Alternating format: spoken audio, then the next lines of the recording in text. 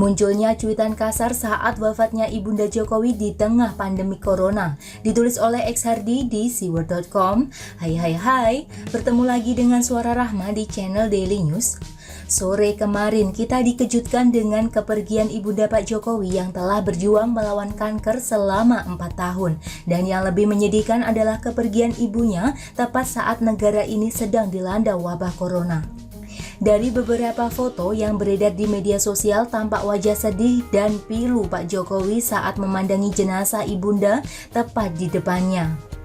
Bayangkan seorang kepala negara dipusingkan dengan wabah corona yang melanda negara ini, bebannya berkali lipat di saat ada beberapa pihak seolah menekan presiden untuk mengambil kebijakan yang berat seperti opsi lockdown. Seolah tidak cukup berat, beban bertambah lagi melalui kabar kepergiannya ibundanya. Tidak mudah melewati cobaan berat ini, butuh ketabahan dan hati yang kuat untuk melewati ujian yang sungguh berat. Tidak semua orang bisa melakukannya, akan tetapi tetap saja ada orang yang tidak punya hati dan nurani, bersenandung ria setelah mendengar kabar wafatnya Ibunda Jokowi. Yang mereka lakukan adalah cuitan yang sangat keterlaluan. Salah satunya ada yang merasa senang dan bersyukur dengan kepergian Ibunda Jokowi lalu berharap presidennya menyusul. Ada juga yang pura-pura terkejut, bertanya-tanya apakah orang tua Jokowi tersebut orang tua kandung atau KW. Ada pula yang bilang berita ini adalah settingan.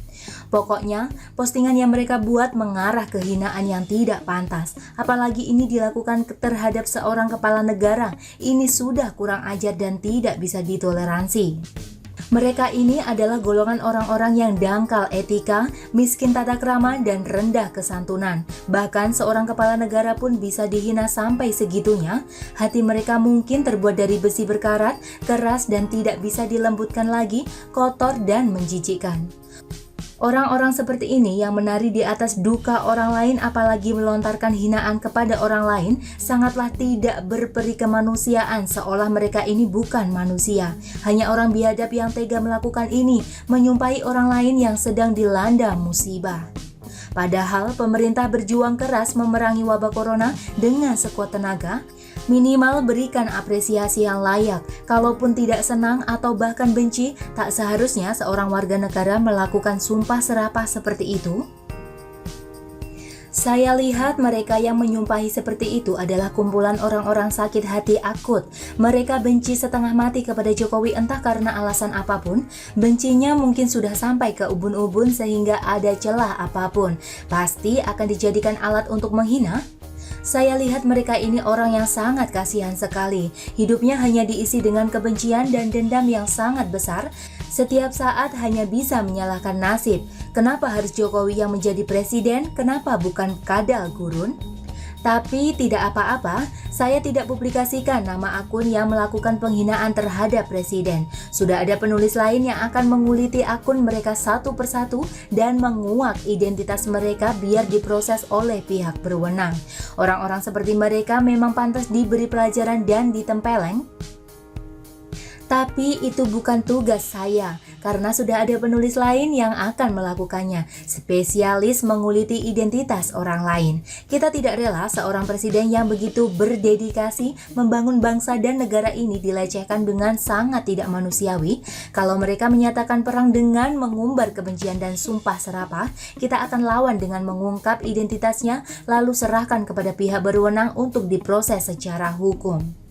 Mereka mau pamer kehebatan mereka dan ingin terkenal, kita akan buat mereka lebih terkenal. Dipikirnya mereka bisa bebas berkeliaran setelah melakukan tindakan biadab.